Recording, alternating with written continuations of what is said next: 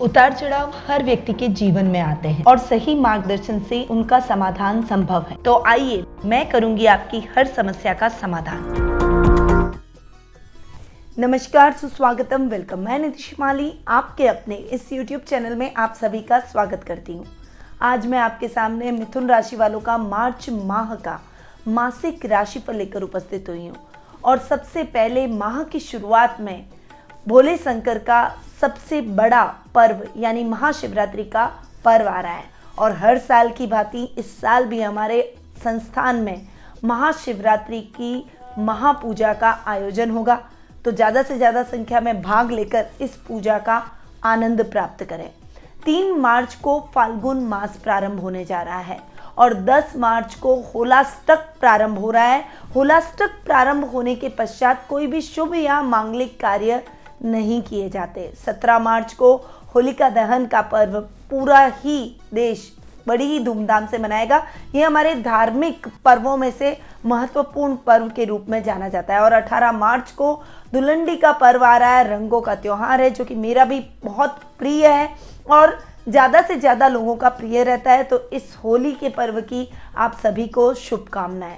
25 मार्च को शीतलाष्टमी का व्रत किया जाएगा और इस पर्व को भी धूमधाम से मनाया जाएगा। तो ये है कुछ व्रत और त्योहार जो कि इस माह को और भी अधिक विशेष बना रहे हैं। अब बढ़ते हैं आगे और जान लेते हैं कि इस माह में ग्रहों की स्थिति कैसी रहेगी और इन ग्रहों की स्थिति का प्रभाव आपके इस माह पर, इस जीवन पर क्या देखने को मिलेगा। सबसे पहले बात करते हैं ग्रहों के राजा सूर्य की, जो कि वर्तमान में अपनी सम राशि कुंभ राशि में विराजमान है और 15 मार्च को वे अपनी अति मित्र राशि मीन राशि में प्रवेश करेंगे। बुध ग्रह, जो कि आपके राशि स्वामी भी हैं, वो इस माह 2 बार राशि परिवर्तन करने जा रहे हैं। वर्तमान में वे अपनी शत्रु राशि मकर राशि में विराजमान है और 6 मार्च को यानी महीने के प्रारंभ में ही वे मकर से अपनी मित्र राशि कुंभ राशि में प्रवेश करेंगे। 24 मार्च तक वे कुंभ राशि में विराजमान रहेंगे और फिर अपनी नीच की राशि यानी मीन राशि में 24 मार्च को प्रवेश करते हुए दिखाई देंगे। तब आपके राशि स्वामी के इतने अच्छे रिजल्ट आपको नहीं मिलेंगे क्योंकि उस समय शनि की तीसरी दृष्टि भी बुध पर पड़ेगी। मंगल ग्रह इस पूरे माह उच्च के होकर मकर राशि में विराजमान रहेंगे। गुरु ग्रह अपनी मित्र राशि कुंभ राशि में इस पूरे माह विराजमान रहने वाले हैं और शुक्र ग्रह वर्तमान में अपनी सम राशि मकर राशि में विराजमान है और 31 मार्च को यानी पूरा माह खत्म होने के बाद यानी लास्ट दिन वे कुंभ में प्रवेश करेंगे। शनि ग्रह पूरे माह स्वग्रही होकर मकर राशि में विराजमान रहेंगे। राहु वृषभ में और केतु वृश्चिक राशि में विराजमान रहेंगे। तो ये है ग्रहों की उथल पुथल जो कि हमें इस माह देखने को मिलेगी। अब इन ग्रहों के राशि परिवर्तन का, शनि की दृष्टियों का, गुरु की दृष्टियों का क्या इफेक्ट मिथुन राशि वालों के जीवन पर पड़ने वाला है, इसके बारे में जान लेते हैं। परंतु ये जो मैंने आपको राशिफल दिया है, ये गोचर के गणनाओं के हिसाब से, चंद्रमा के हिसाब से दिया है। परंतु क्या आप अपनी जन्म कुंडली में ग्रहों की पोजीशन के बारे में जानना चाहते हैं? कौन से अच्छे योग हो रहे हैं, कौन से अशुभ योग आपकी कुंडली में बन रहे हैं, कौन से ग्रहों की युतियाँ आपकी कुंडली में सकारात्मक परिणामों को जन्म दे रही है, कौन सी युतियाँ आपके लिए सही नहीं है, वहीं क्या आप व्यापार करना चाहते हैं या व्यापार में आपको घाटा हो रहा है, व्यापार करें या जॉब करें इस ऊहापोह में चल रहे हैं, करियर को लेकर कुछ प्रश्न आपके मन में चल रहे हैं, विवाह से संबंधित समस्याओं से ग्रसित हैं या फिर विवाह के बंधन में बंधने के लिए आप आतुर हैं पर आपको कोई अच्छा लाइफ पार्टनर नहीं मिला। अगर ऐसे ही कई प्रश्न आपके मन में चल रहे हो, चाहे वो किसी भी प्रकार के प्रश्न हो, तो आपकी समस्याओं का हल अब मेरे पास है। कुंडली विश्लेषण के माध्यम से आप मुझसे जुड़ सकते हैं और घर बैठे ही टेलीफोनिक अपॉइंटमेंट की सुविधा हमने आपके लिए कर रखी है। तो अधिक जानकारी के लिए स्क्रीन पर दिए गए नंबरों पर संपर्क कर सकते हैं और अपना अपॉइंटमेंट बुक करवा सकते हैं। बढ़ते हैं आगे और जान लेते हैं मासिक राशिफल का हाल कि मिथुन राशि वालों के लिए ये मार्च माह कैसा रहेगा। अब सबसे पहले आते हैं आपके राशि स्वामी पर। देखिए, मिथुन राशि है तो आपके पर्सनैलिटी के भाव के स्वामी भी बुध हैं और सुखेश भी बुध है। वहीं 4 केंद्र स्थान है, परंतु 4 केंद्र स्थान के स्वामी हैं 2, जो कि माह के प्रारंभ में युति करके और साथ में बैठ रहे हैं आपके भाग्य स्थान में। बहुत ही शानदार परिणाम आपको बुध के देखने को मिलेंगे। पहले मैं बात कर रही हूँ आपके राशि स्वामी की, पर्सनैलिटी के भाव की और सुख स्थान की। तो सुखेश और लग्नेश दोनों ही आपके भाग्य स्थान में बैठेंगे।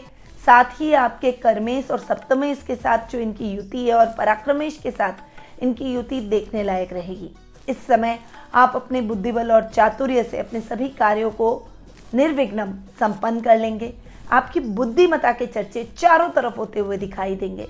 सामाजिक मान सम्मान बढ़ेगा। प्राइवेट जॉब में है तो आईटी फील्ड से जुड़े हुए लोगों को विशेष फायदा इस समय पहुंचेगा। बैंकिंग सेक्टर से जुड़े हुए सभी काम आपके निर्विघ्न संपन्न होते चले जाएंगे। फाइनेंशियल कंडीशन इस समय आपकी बहुत ही अच्छी रहेगी। बुध 24 मार्च तक आपके भाग्य स्थान में रहेंगे और उसके बाद में वे अपनी नीच की राशि मीन राशि में प्रवेश करेंगे। तो जब वे आपके कर्म भाव में जाकर बैठेंगे तब शनि की तीसरी दृष्टि और नीच की राशि में बैठे हैं तो उसका दुष्प्रभाव आपको देखने को मिलेगा। इसलिए अपने महत्वपूर्ण और जरूरी कार्यों को आपको 24 मार्च से पहले पहले खत्म कर देना है। वहीं इस समय को आपको बहुत संभल कर निकालना है। इस समय आप जो भी अच्छा करने जाएंगे वो भी आप पर उल्टा पड़ जाएगा। लोग आपकी बातों को मिसअंडरस्टैंड करेंगे। कुछ याददाश्त संबंधी प्रॉब्लम्स होगी, काम की अधिकता हो या फिर एग्जिशन हो। आपको कोई भी चीज़ बहुत लंबे समय तक याद नहीं रहेगी और उस वजह से आप कई कार्यों में नुकसान की स्थितियां भी झेलेंगे। इस समय आर्थिक स्थिति भी फ्लक्चुएशन से भरी रहेगी। वहीं ये समय परिवार में माँ के साथ संबंधों को भी प्रभावित करेगा। यानी इस समय आपकी माँ से भी बहस हो सकती है। इस समय प्रॉपर्टी से संबंधित कार्यों में आपको धोखा मिल सकता है या फिर आपका पैसा प्रॉपर्टी के संबंधित कार्यों में अटक सकता है। क्रय विक्रय में बाधा उत्पन्न हो सकती है। इस समय नए वाहन की खरीदारी से भी आपको बचना चाहिए। वहीं ददियाल पक्ष से कुछ मतभेद भी हो सकते हैं और आपके कजन्स के साथ, आपके ददियाल के बड़ों के साथ यानी चाचा, ताऊ, बुआ, दादा, दादी, इनके साथ आपके संबंध बिगड़ सकते हैं।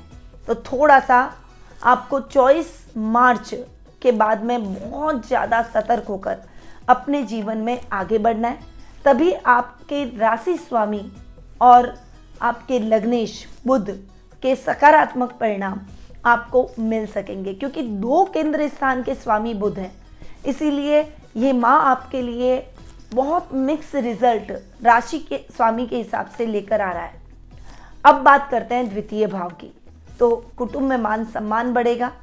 आपके कुटुंबियों का आपके साथ में जुड़ना आपको और अधिक पावरफुल बनाएगा।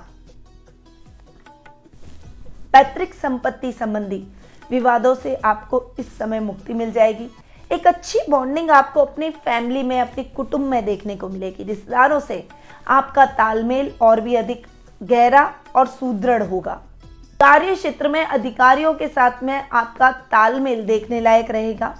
वहीं ये समय आपकी वाणी से सबको मोहित करने का रहेगा और कलाकारों के लिए भी ये समय बहुत ही बढ़िया और कला के क्षेत्र में प्रसिद्धि हासिल करने का रहेगा। अब आते हैं तृतीय स्थान पर। तृतीय भाव की बात करें तो तृतीय भाव के स्वामी हैं सूर्य, जो कि पहले यानी भाग्य स्थान में बैठे हैं और अपने ही घर पर दृष्टि डाले हुए हैं। ये समय आपके पराक्रम में वृद्धि करेगा। भाई बहनों के साथ में आपकी बॉन्डिंग को और अधिक मजबूत करेगा। बड़े भाई बहनों से आपकी ट्यूनिंग बढ़ेगी। वहीं छोटे भाई बहनों से आपको बहुत रिस्पेक्ट मिलता हुआ दिखाई देगा। सामाजिक कार्यक्रमों में आपकी भागीदारी बढ़ेगी। समाज सेवा से संबंधित कार्यक्रमों में, जन कल्याण से संबंधित कार्यक्रमों में आप बढ़ चढ़कर हिस्सा लेंगे। इस समय वर्क प्लेस पर भी आपको कुछ बड़ी उपलब्धियां हासिल हो सकती है। पर 15 मार्च के बाद में सूर्य अपनी अति मित्र राशि मीन राशि में जाकर बैठेंगे। हालांकि कर्म भाव में सूर्य के रिजल्ट अच्छे मिलेंगे, पर शनि की चूंकि तीसरी दृष्टि रहेगी, यानी इस समय आपके पिता से किसी न किसी बात को लेकर मतभेद उत्पन्न हो सकते हैं। कभी कभी ट्यूनिंग बिगड़ती हुई दिखाई देगी, उनका साथ आपको नहीं मिलेगा और अकेले ही आपको अपने कार्यों को मैनेज करना पड़ेगा। तो ऐसी परिस्थितियां आपको इस माह अपने पिता से और इस तृतीय भाव से मिलने वाली है। अब हम बात करते हैं पंचम भाव की, क्योंकि चतुर्थ भाव की बात मैं पहले ही कर चुकी हूँ। आपके राशि स्वामी और लग्नेश और सुखेश दोनों ही बुध हैं, तो बुध की चर्चा मैं पहले ही कर चुकी हूँ। अब आगे बढ़ते हैं और जान लेते हैं पंचम भाव के बारे में। पंचमेश हैं शुक्र, जो कि जाकर बैठे हैं अष्टम भाव में। चूंकि आपके पंचम भाव के भी स्वामी हैं और शुक्र आपके लाभ भाव के भी स्वामी हैं, इन दोनों स्थानों के स्वामी का अष्टम भाव में जाकर बैठना। और शुक्र एक सौम्य ग्रह है। शुक्र शनि और मंगल के साथ में पीड़ित भी हो रखे हैं, यानी उन दोनों के बीच में फंस गए, तो जैसे रिजल्ट आपको चाहिए वैसे रिजल्ट नहीं मिलेंगे। खासकर थोड़ा सा कला वर्ग के छात्रों को दिक्कतें आ सकती है। उनको अपने प्रोजेक्ट में, अपने भविष्य में आने वाले लक्ष्य को अर्जित करने में कुछ समस्याओं का सामना करना पड़ेगा। वहीं ये समय विद्यार्थी वर्ग के लिए ओवरऑल अच्छा नहीं है। थोड़ा डिस्ट्रैक्शन, आपका मन घूमने फिरने, सजने संवरने, तैयार होने में रहेगा और इसके अलावा आपके मन में आलस्य बहुत रहेगा। पढ़ाई करने की इच्छा थोड़ी कम रहेगी, तो इन प्रवृत्तियों के कारण आप अपने लक्ष्य से भ्रमित हो जाएंगे। तो इस माह आपको बहुत ज़्यादा कंसंट्रेशन से आगे बढ़ना है, और जब भी आपका मन बोले कि अभी नहीं यार बाद में कर लेंगे, तब आपको अपने मन को डांट कर बोलना है कि नहीं, ये काम मुझे अभी ही करना है। तभी आप अपने कार्य में सफलता हासिल करेंगे, अपने लक्ष्य को अचीव कर पाएंगे। अन्यथा ये माह आपको नकारात्मक परिणामों की प्राप्ति करवा सकता है। संतान की तरफ से भी आपको चिंता रहेगी, उसके भटकने से या फिर उसके गलत मित्र बनने से या गलत विपरीत लिंग के मित्रों के कारण आप बहुत परेशान रह सकते हैं। ये समय संतान से संबंधित समस्याओं में भी अवेयर रहने का है, और पेरेंट्स के लिए तो ये समय बहुत ही विशेष रहेगा, क्योंकि उनको बहुत ज़्यादा संयम से और धैर्य से अपने बच्चों को हैंडल करना है। लाभेश भी शुक्र होने के कारण लाभ भाव भी आपका फ्लक्चुएशन से भरा रहेगा। थोड़ा फ्लक्चुएशन की स्थितियां आपको अपने लाभ में देखने को मिलेगी ही। ये समय आपके लाभ की परिस्थितियों में उतार चढ़ाव की स्थितियां लाएगा, इसलिए नए इन्वेस्टमेंट से बचें। कोई भी निवेश करने से पहले उसके बारे में पूरा विचार विमर्श करने के बाद आगे बढ़े। जल्दबाजी में कोई भी डिसीजन न लें, क्योंकि वो आपके लिए नुकसानदायक साबित हो सकता है। ये समय आपके परिवार से संबंधित कार्यक्रमों में भी आपको नुकसान दिला सकता है। वहीं ये समय आपके सामाजिक रूप से बदनामी को बढ़ा सकता है, मान सम्मान में कमी ला सकता है। तो थोड़ा सा आपको संभल कर रहना है, ताकि आप इस नेगेटिव समय में जितना संयम और धैर्य से काम लेंगे, उतना इस विपरीत समय का डटकर सामना कर पाएंगे। अब आते हैं पंचम भाव पर। पंचमेश हैं आपके शुक्र, जो कि शनि और मंगल के बीच में फंस गए हैं। छात्रों के लिए ये समय इतना अच्छा और सफलतादायक नहीं रहेगा। जैसे परिणामों की आप अपेक्षा रखते हैं, वैसे परिणाम इस माह आपको नहीं मिलेंगे। थोड़ा सा आपका डिस्ट्रैक्शन दूसरी चीज़ों की तरफ, जैसे सजना संवरना, घूमना फिरना, मित्र मंडली के साथ बैठना, गैजेट्स, मोबाइल के अंदर खोए रहना, ऐसी प्रवृत्ति आप में अधिक रहेगी। इसके साथ ही आलस्य की प्रवृत्ति भी रहेगी। अपने काम को टालने की प्रवृत्ति, अपनी पढ़ाई को टालने की प्रवृत्ति आप में अधिक रहेगी। तो इस समय विद्यार्थी वर्ग को बहुत संभल कर रहना है, और खासकर जो कला वर्ग के छात्र हैं उनके लिए ये समय इतना अच्छा नहीं है। आपको अपने पढ़ाई में इतने अच्छे और अनुकूल परिणाम नहीं मिलेंगे। आपको जब भी मन से आवाज़ आए कि अरे ये काम तो मैं कल कर लूँगा या कर लूँगी, मेरी इच्छाओं को अभी पूरा करूं, तो आपको अपने मन को डांट कर बोलना है कि नहीं, मुझे ये कार्य अभी करना है, पहले मेरी पढ़ाई है, उसके बाद में सब चीज़ें हैं। तभी आप अपने लक्ष्य तक पहुंच पाएंगे। अन्यथा लक्ष्य से भ्रमित होने में समय नहीं लगेगा, और उस वजह से आपको बहुत सारी निराशाओं का सामना करना पड़ सकता है। संतान की तरफ से भी चिंता के भाव आपके मन में उत्पन्न होंगे। संतान के भविष्य को लेकर, उसके करियर को लेकर और उसके अफेयर्स को लेकर बहुत ज़्यादा आप टेंस नजर आएंगे।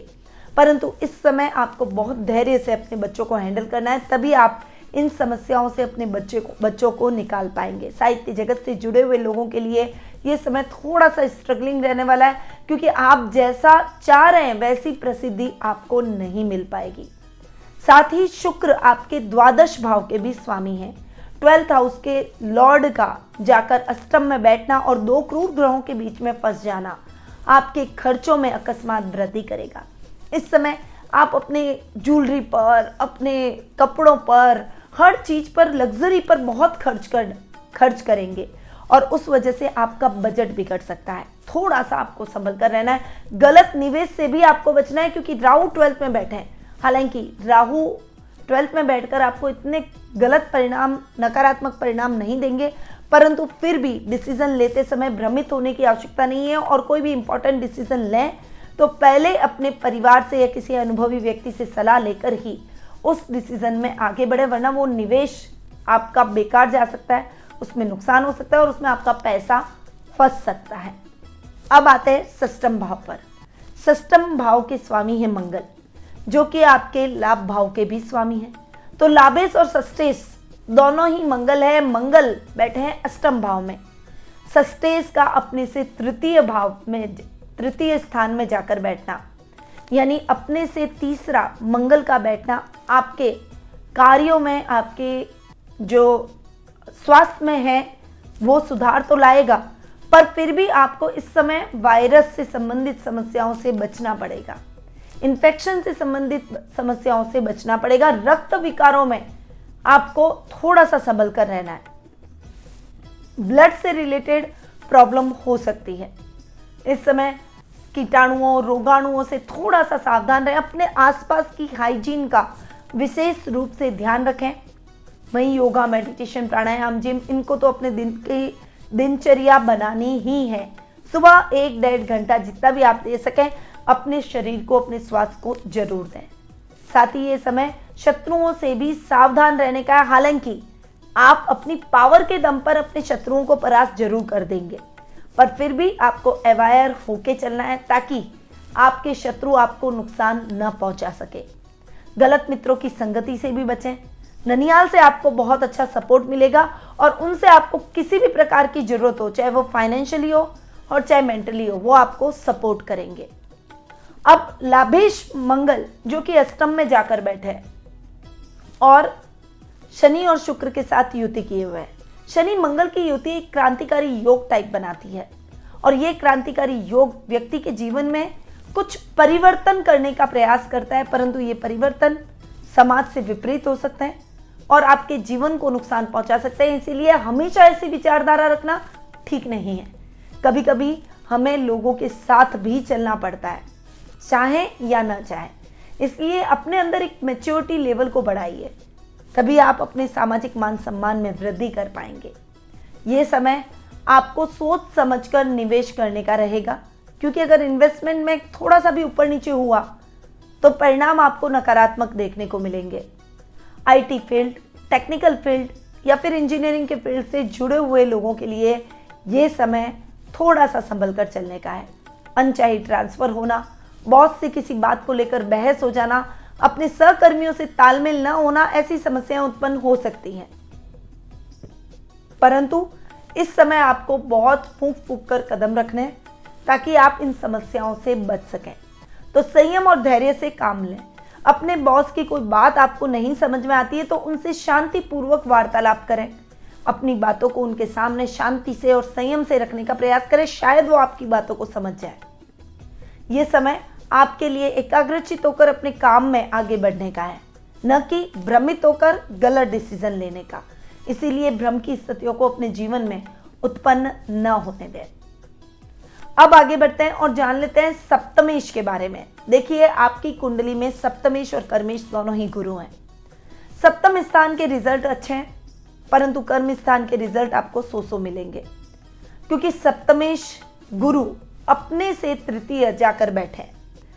तो भाग्य स्थान में 2 केंद्र स्थान के स्वामी का बैठना और लग्नेश के साथ युति करके बैठना बहुत ही बढ़िया। गुरु के रिजल्ट आपको बहुत अच्छे मिलेंगे, पर सप्तम भाव के हिसाब से ये रिजल्ट बेहतरीन रहेंगे।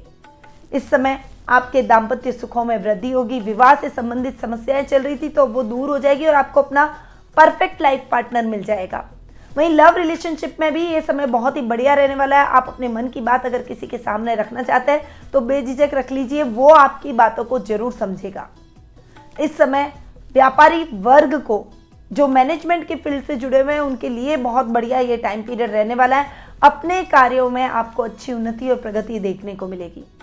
कंसल्टेंसी सर्विस, टीचिंग लाइन, ज्ञान प्रदान करने का काम, इन सभी क्षेत्रों में आप बहुत अच्छी उपलब्धियां हासिल करते हुए दिखाई देंगे। लाभ की स्थितियां भी इस समय बढ़ेगी।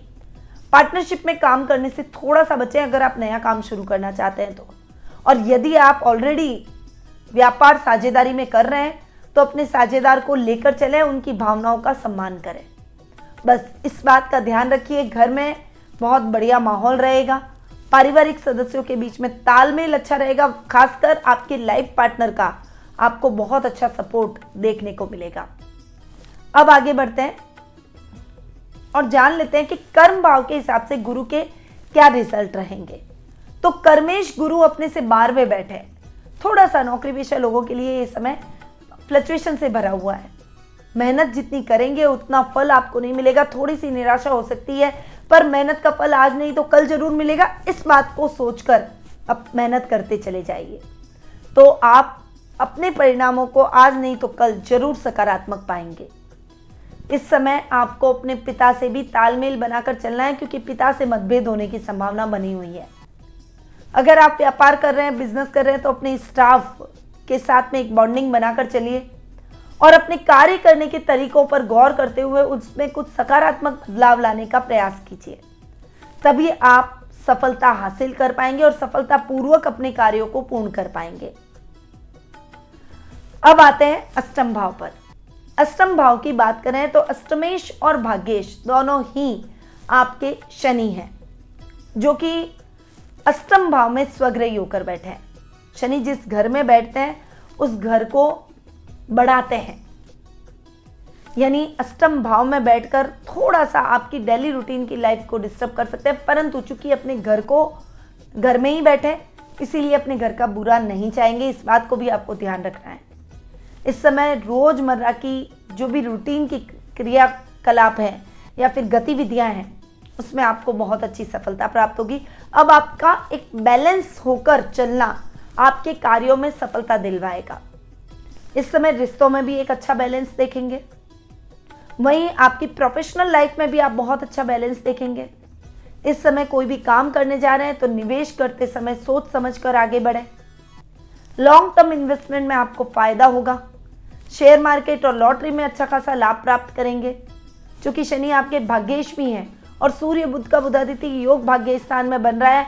3 केंद्र स्थानों की 2 केंद्र स्थान और एक पराक्रम भाव के स्वामी की युति आपके भाग्य स्थान में हो रही है, जो कि आपके भाग्य को बढ़ा रही है। अधूरे पड़े हुए कार्य की लिस्ट छोटी हो जाएगी और इस समय आपके वो कार्य निर्विघ्न संपन्न हो जाएंगे। किसी विशेष कार्य में सफलता मिलने के कारण आपका आत्मविश्वास भी इस समय बढ़ता हुआ दिखाई देगा। ये समय आपके लिए बहुत बढ़िया और उन्नतिदायक रहने वाला है। शनि के बहुत बढ़िया रिजल्ट आपको देखने को मिलेंगे। जन कल्याण के कार्यों में, मानव सेवा जैसे कार्यों में आप अपने आप को डालेंगे और लोगों की मदद करने से आत्मिक संतुष्टि की प्राप्ति करेंगे। इस समय घर में धार्मिक अनुष्ठानों की रूपरेखा भी बन सकती है या फिर परिवार के साथ कोई धार्मिक यात्रा पर भी जा सकते हैं। तो ये तो है मिथुन राशि वालों के मार्च माह का मासिक राशिफल का हाल। अब जान लेते हैं कि कुछ विशेष उपाय हमको करने चाहिए, वो हम क्या करें। यानी मिथुन राशि वालों के लिए ये उपाय बहुत ही अच्छे और सार्थक सिद्ध हो सकते हैं। सबसे पहले तो आपको राशि स्वामी के उपाय जरूर करने चाहिए। 24 मार्च के बाद में बुध का जो राशि परिवर्तन हो रहा है और बुध नीच की राशि में जा रहे हैं, शनि की दृष्टि पड़ रही है, इसीलिए आपको इस माह ओम गंग गणपति नमः का ज्यादा से ज्यादा बार जाप करना है। हल्दी की माला का उपयोग आप कर सकते हैं। आसन पर बैठकर गणेश जी की मूर्ति के सामने आपको ये जाप करना है। आपको गणेश जी पर दुर्वा रूटीन से चढ़ानी है।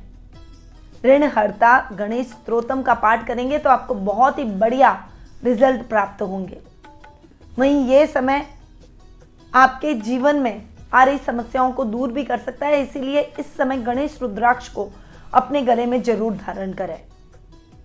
ये आपके विघ्नों को दूर करेंगे और सभी कार्यों में सिद्धि प्रदान करेंगे।